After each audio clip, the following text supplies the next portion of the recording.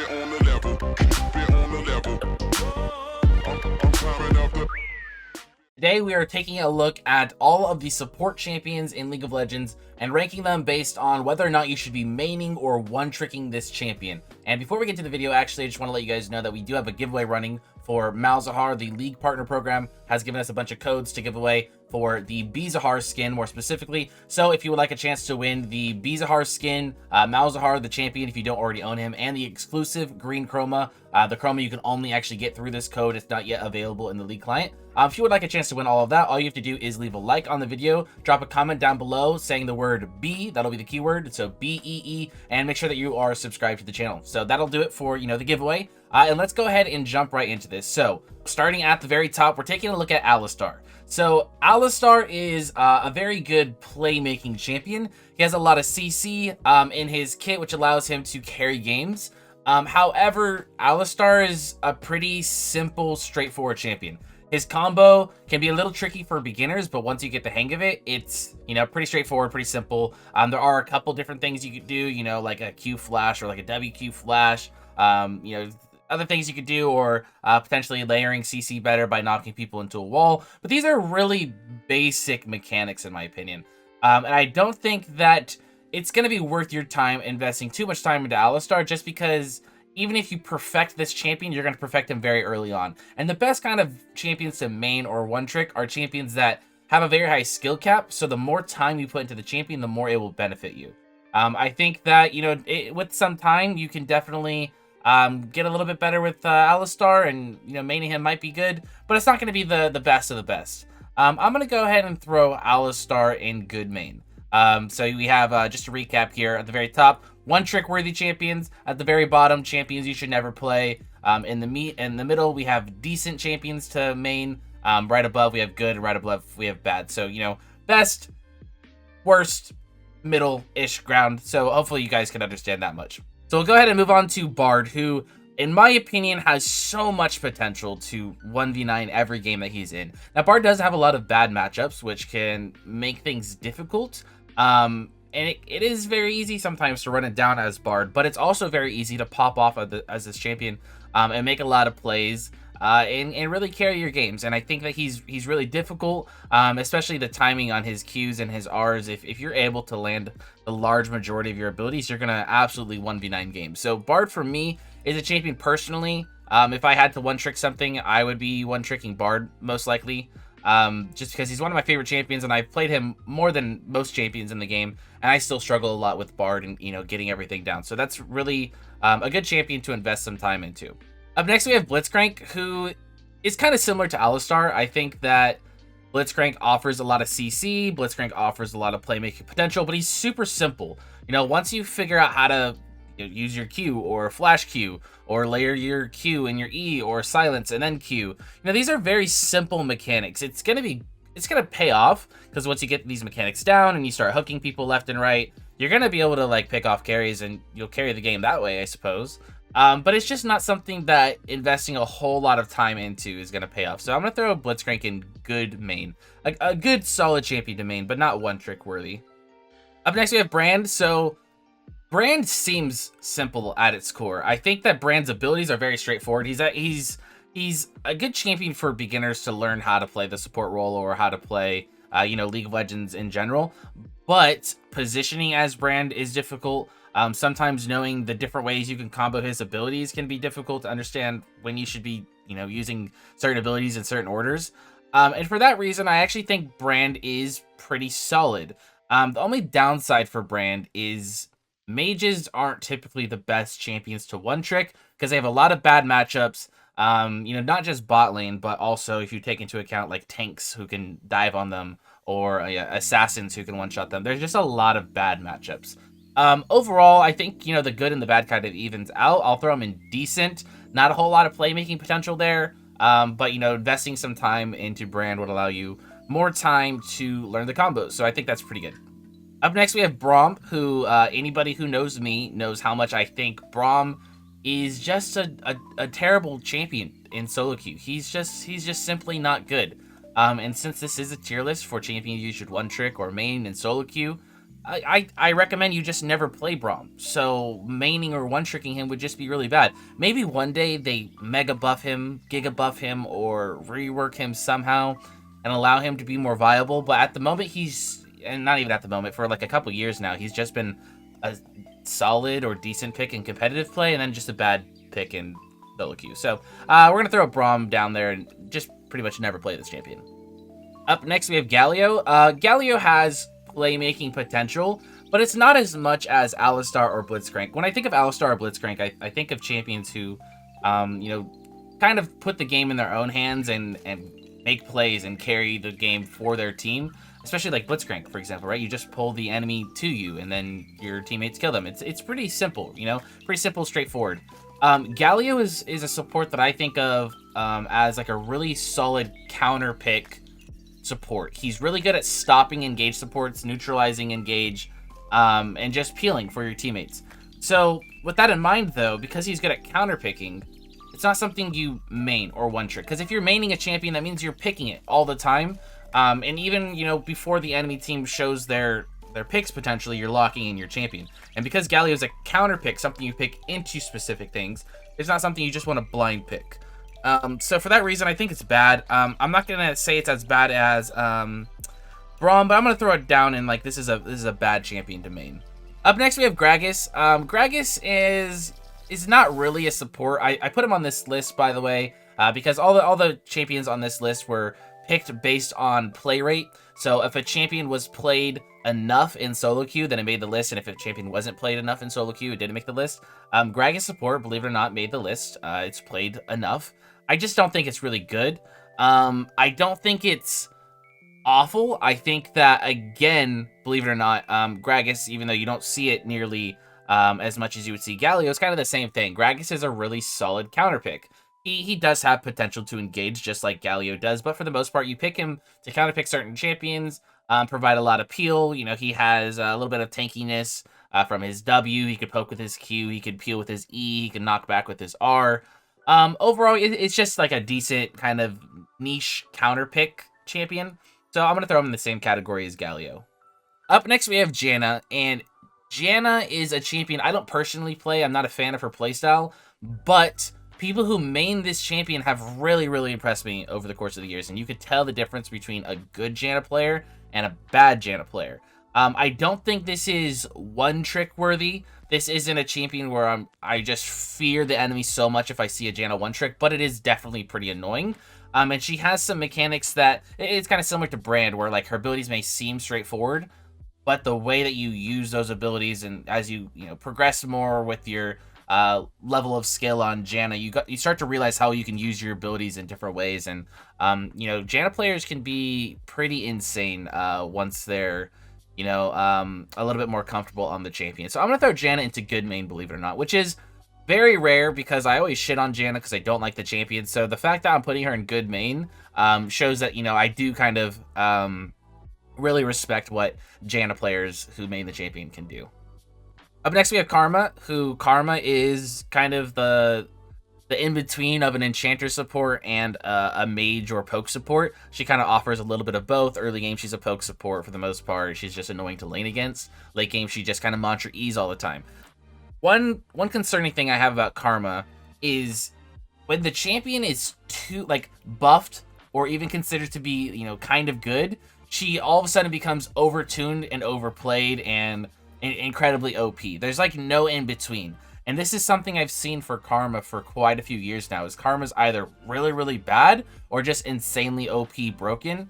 And I think it's just because lower elo players don't know how to play Karma as well as higher elo players. So whenever Karma is decent in low elo, she's absolutely broken in high elo. And I think they really struggle to find a balance with her there.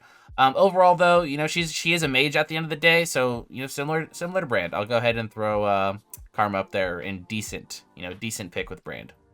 Up next, we got Leona, who is the same thing as Alistar and Blitzcrank. This is a champion who a lot of playmaking potential, probably has one of the largest CC chains in the entire game just by herself. But at the end of the day, she's a simple champion. You know, I don't consider myself to be a phenomenal Leona player, but I feel at the same time that I know all of the mechanics that there are. I'm not very comfortable playing Leona sometimes, but I know exactly what I'm capable of doing on the champion, or just, you know, overall what the champion is capable of doing. She's not a difficult champion by any means, and it's a good champion to pick up if you're looking to learn how to play the support role, or the, you know, the engaged kind of supports. She's just a simple champion, and simple champions don't make for good one tricks. Because again, you want your champion that you're spending all your time on to be worth it. And honestly, if you play 10 games to 20 games on Leona, you'll probably know everything you need to know about Leona. So she's a good main. She's not one trick worthy though. Up next we have Lulu, and Lulu falls under the category of Enchanter supports. And I don't think Enchanter supports overall make for great champions to one trick or main. But Lulu is a little tricky. Lulu's a champion that, you know, I do play a decent amount of Enchantress supports myself, but Lulu is one that's always been really difficult for me to get a grasp on, and I don't really know why that is. I think, you know, she just has a lot of different ways you can use her abilities, and I've played a handful of games on Lulu, and I still struggle to know when I should be using my abilities one way versus the other way, you know, especially because you know, you do have options to like polymorph or use your ability a different way, and, you know, things like that. Just, you know, situations where you have to really think about it when you're first starting to learn Lulu, whereas Lulu mains feel a lot more comfortable on the champion, and those decisions come second nature. So it does benefit you a little bit to be a Lulu main in comparison to just like an Enchanter main. So I'll throw Lulu in decent. It's a champion I personally struggle with, and it's a champion that you need to spend a little bit more time on to kind of understand what she's capable of doing. Up next we have Lux. Lux is you know, not necessarily a standard support. She has her times where she really can shine as a support. I think back to Season 10, where there was a time where Enchanter Lux with a Guardian and Unholy Grail and all that was, you know, very meta. It was actually, you know, considered to be a pretty strong pick. But for the most part, she's not considered to be your standard type of support. Overall, I think that she can be, you know, not too reliable. I think that she gets countered a lot very easily. She gets one shot easily. She's very immobile. I don't think Lux is a good champion to main in general for those reasons, and specifically because she's not always going to be meta as a support. I will throw Lux down into bad main. Up next, we got Maokai, and Maokai has really, you know, come through and been a really solid support for all of Season 11 so far. I thought it would just be a thing that came and went, but it's still around. You know, we're quite a few months into the season now.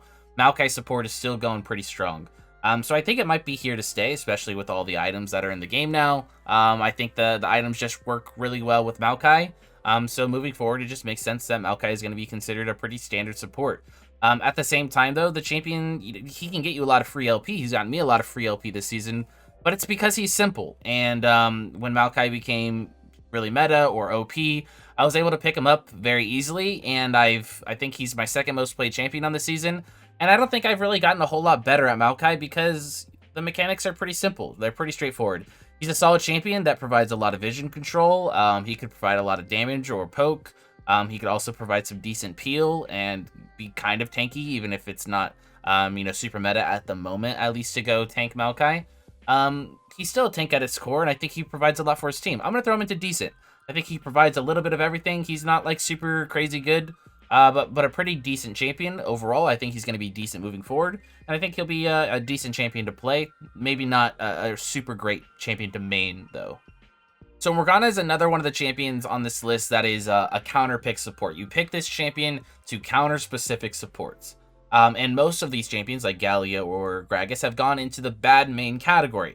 However, Morgana offers a lot more than that, in the sense that she provides a lot of CC pick potential that just makes her really useful. And if you are able to main Morgana and you feel very comfortable in the champion, and you're able to land a high or a large majority of your bindings, you are going to carry games. I think I heard earlier today that when at max rank, her Q lasts for 3 seconds. That is absurd. If you're able to main Morgana, get very comfortable on this champion, and get very comfortable landing your Q, you're going to carry games because 3 seconds of root time is absurd. So I think I'm going to just, considering that she's very similar to Gragas and Galio, and she's a counter pick support, she would usually go here, but because she offers a little bit more, I'll throw her in decent. Up next, we have Nami, and Nami is one of my all-time favorite champions, but I'll admit, you know, the reason she's one of my all-time favorite champions is because I've been playing her for 6 years now. She was one of the first champions I ever played, one of the first support champions I ever played, and she came easy to me because she is, in fact, an easy champion. You can, you know, once you're more comfortable with her, learn how to layer CC a little bit better, or land your bubbles more often, or play a little bit more aggressive in the lane phase. But overall, she's a pretty simple champion. I think she offers enough, though, enough of a skill cap to throw her in decent, just because if you are able to learn to play more aggressive and land bubbles and you know, layer CC and all that good stuff, you can have a large impact in your games, even if it is a simple champion. So I'll throw Nami in decent. Up next on the list, we have Nautilus, and I don't want to talk too much about Nautilus because I pretty much said everything I have to say about this champion when I talked about Leona. A champion that has a ton of CC, one of the most CC loaded kits in all of League of Legends, but he's a straightforward, simple champion. So it doesn't matter how much time you invest into this champion, you're gonna, you know everything you need to know after about 10 to 20 games. Really solid champion, good for carrying games, a lot of playmaking potential, but not gonna reward you too much for investing a lot of time in the champion. Up next, we have Neeko, which is a bit of an odd pick. You don't see Neeko support all too much. But overall, I think Neeko suffers all of the same problems that Lux has. There's just not always the right meta for her. She sometimes just gets countered very easily or dove very easily, one-shot by assassins. You know, the tools that Lux and Neeko offer are nice, you know, snares and stuns and lots of damage. But it just doesn't work, and it doesn't really help out your team all too often.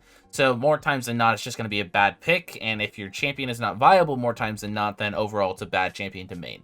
Up next, we have Pantheon. And Pantheon has, you know, come and gone as a support. We don't see him all too often. Overall, I just think it's a bad main. Kind of the same concept that I was just talking about. If a champion's not viable throughout many betas or throughout many months of the season, then it's not going to be a good champion overall to main. I also just think it falls off really hard. It has a decent lane phase and could potentially get you some kills, but after that, it doesn't really offer a whole lot, and I think it's just a bad main. Now, Pyke is someone that might surprise a lot of you guys because Pyke is going to go up into one-trick worthy. I don't know what experiences you guys have had seeing Pyke, but personally, in high elo, I see a lot of Pyke mains. A lot of them go mid. Some of them go support. But overall, this champion is absolutely disgusting when you know how to play this champion in and out. The amount of damage that he does when you can get ahead and start snowballing is insane. I've tried to play this champion a couple times. He feels clunky to me. I never really quite understand when I should be going in fights or when I should be, you know, sitting back and waiting for my ulti. But when I see Pyke mains, they know exactly what they're doing at all times. They never die. They do a ton of damage. It's absurd. This champion can actually 1v9 games. It's a champion I wish I knew how to play myself. Probably need to invest the time to do that. But if you are looking for, you know, a champion to one trick or main, I can 1v9 games very easily once you learn how to play this champion properly. Up next, we got my boy Rakan, and Rakan is going to go up into one trick worthy for me. I think this champion has a whole lot to offer.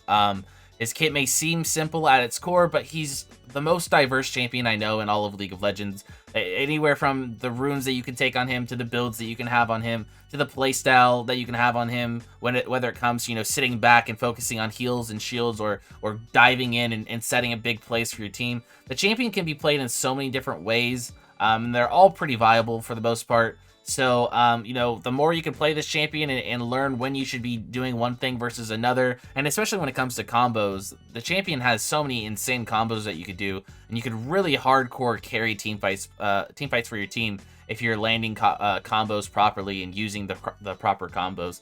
Overall, I just think Rakan has a lot of potential if you were to spend enough time to get to know how to play the champion.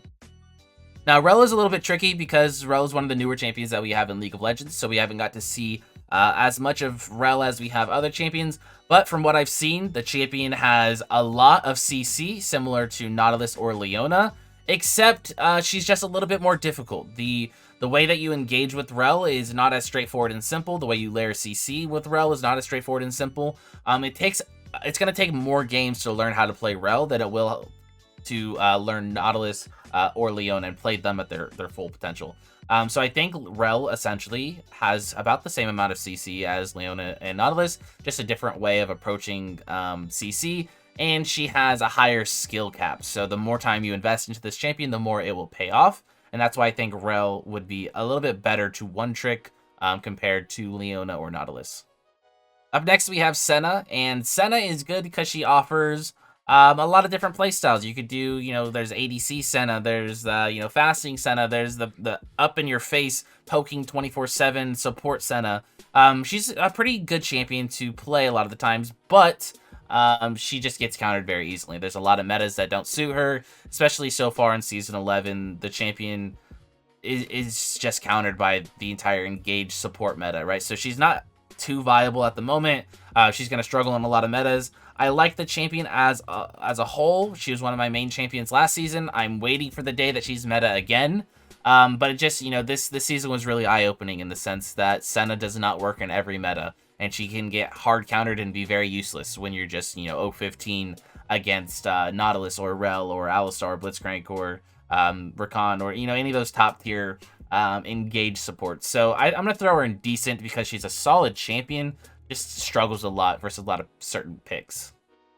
Up next, we have Seraphine. So Seraphine offers a lot of useful things for her team. She offers pokes, she offers, shielding and healing, CC, pick potential, long-range multi-man ultis. But I also think that recently, since we saw Seraphine get nerfed, it's been kind of eye-opening in the sense that we realize this champion is not as, like her kit isn't as crazy as we thought it was. It was just a little over-tuned. And now that her kit isn't as strong, we realize that it's, not really something that we need to concern ourselves with too much. The champion seems pretty balanced. It was just the numbers that needed to be changed, and I think she's in a decent spot now. I think she's hovering around like a 49 or 50% win rate, which is, pretty balanced. That means she wins half of her games and loses half of her games. Overall, though, I think that recently we've just noticed that Seraphine is not as, crazy of a champion as we all thought. And I think she's a decent champion. She still offers all of those things that we saw before. It's just not overpowered anymore. The timing on the ultis, like the CDs and how much damage some of her abilities do, it was just a numbers issue. The kit is good, it's solid, and she's a decent champion to main. I don't think she's going to be super OP like that ever again, though, so she won't be a good main or one trick. I'm going to go ahead and do Sett and Shaco at the same time here because they both remind me of Pantheon in the sense that they're off-meta support picks that were meta for a little bit and then kind of fell off. Shaco is the one that you still see a little bit more often than Sett and Pantheon, but overall, I don't think these champions are all too good. They might have been good for a couple weeks or so, but as a whole, they're not going to be good support champions that you should rely on picking moving forward, and overall, just a bad champion to main. Up next, we have Sona. Sona is a champion that I feel like used to have a lot of people who mained this champion quite a few years ago. These days, I hardly ever see Sona. And I don't know what happened. I know she's not super meta at the moment, but, you would expect at least Sona players to continue playing Sona. Overall, I think the champion provides good CC. She provides good damage. She provides a lot of things that Seraphine provides, except she's kind of just a worse version of Seraphine, but not worse enough to drop her down another full tier. So I'll throw Sona in the same tier as Seraphine, even though I think Seraphine has the edge over Sona. And I think that'll continue to be the case until there's some kind of major change, because they really do offer the same things, except Seraphine has a better kit. Up next, we have Soraka, and a lot of people might think of Soraka as a really bad champion to main, because a lot of people view Soraka as a heal bot. It's a champion you just sit back, let your team carry, and spam W and press R every once in a while. That's kind of how people view Soraka overall. But the champion can be really, really strong in the right hands. If somebody knows how to play Soraka in and out, she's really difficult to play against, especially in the lane phase. She can be quite the bully when she finds good matchups. And I think she offers enough to be a decent pick. She's not going to be bad, she's not going to be good, but right in the middle is where she belongs. Up next, we have Swain, who is very similar to Lux, I think. He's just a closer ranged Lux, in my opinion. They both offer a lot of damage. They offer some CC, kill potential, but Swain gets a little bit more up close and personal, and Lux likes to stay back. Overall, I just don't think mage supports are going to be too viable in the long run, and I just don't think they make for the best kind of champion to main or one trick. Up next, we have Tahm Kench, who's going to go down in the never play category. Same thing as Braum. This is a champion that works in competitive play, but I don't ever see this champion being good in solo queue unless they were to just completely rework him. His entire kit is designed to just kind of save your ADC from time to time, which in solo queue, of course you want to keep your ADC alive when you can. You're playing support. But for the most part, you need to try to play as an individual and have some kind of carry potential as an individual. Because you're going into a game playing with a bunch of strangers, so you shouldn't always rely 100% on your strangers. Try to do something. Put the game in your own hands at least a little bit. And Tahm Kench can't do that. Tahm Kench just sits next to his ADC and tries to keep them alive, which is not a good play style for solo queue. It works really great in competitive, but not for solo queue. Up next, we have Taric, which is another champion a lot of people might think is not a good champion to play, not a good champion to main. However, Taric can be extremely difficult to play against when in the right hands of the right player. If you're able to properly line up your E, not only yourself, but also using your teammates to line up your E and stun people, it can be really, really effective. Most people don't think of Taric and think of him as being really good for providing CC, but his CC is really solid. His ultimate, more specifically, if you can time his ulti properly, this champion is so insanely good. The main problem is most Taric players just use their ulti randomly, and a lot of the duration of the invincibility is kind of wasted. The other problem with Taric, I will say, though, is just the fact that he has never really had a place in the meta. He's always been decent at times, never been like super OP. I have a lot of faith in this champion, and other people who might do this tier list might throw him, maybe a little bit lower. I'm going to throw Taric in decent, though. Up next, we have Thresh, and I'm going to throw Thresh into one trick worthy. This one's a no-brainer for me. I think Thresh is arguably one of the most mechanically difficult champions in the entire game when it comes to the support role. I think he is the most mechanically difficult champion in the game. If you guys have watched my stream ever, you guys notice I ban Thresh every single game that I'm in, and that's because I think the champion is broken. I don't know how to play against the champion, and I don't know how to play the champion myself, so I just remove it from the game entirely. Thresh is really, really broken. Thresh 1 tricks are extremely terrifying to play up against. There's just nothing a good Thresh player can't do, and this champion is overloaded, and that's why I have to just ban the champion overall, because I can't play it myself. But if you want to, not have that same issue, play this champion, one trick this champion, or main this champion, and it's really, really insanely broken once you learn how to play it. Up next, we have Velkoz. Velkoz is an AP support, so with that in mind, you would think it would go here. Except I have to give Velkoz some credit because the champion is just so incredibly difficult. The fact that you have to line up all those skill shots perfectly makes the champion just really, really hard. But if you are able to land all of those abilities, you do an insane amount of damage. And it can really pay off for people who practice this champion and know how to land those abilities properly. So that's why I'm going to throw Velkoz up higher than most mage supports, because if you're able to work on it and land those abilities, you'll be pretty solid. Up next, we have Yuumi. Yuumi is kind of similar to Tahm Kench. It's a champion you attach to an ally or allies throughout the entire game. And you kind of just play the game through them. You're just hoping they don't die, because more times than not, if your teammate dies and you're attached to them, you're going to go down with them. It's, I refer to it as the 2-for-1 Yuumi special. Every time you get a kill on an ADC in lane phase, you pretty much get the Yuumi right after for free. And I understand, there are some people out there that will argue that Yuumi has some difficult mechanics. I don't necessarily agree with that, but I will say that Yuumi is probably more difficult to play than the League of Legends community as a whole makes her out to be.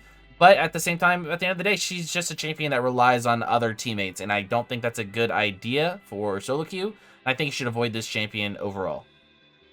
Up next, we're going to look at Zilean. Zilean is going to go up in good main for me, actually. I think this is a really solid champion.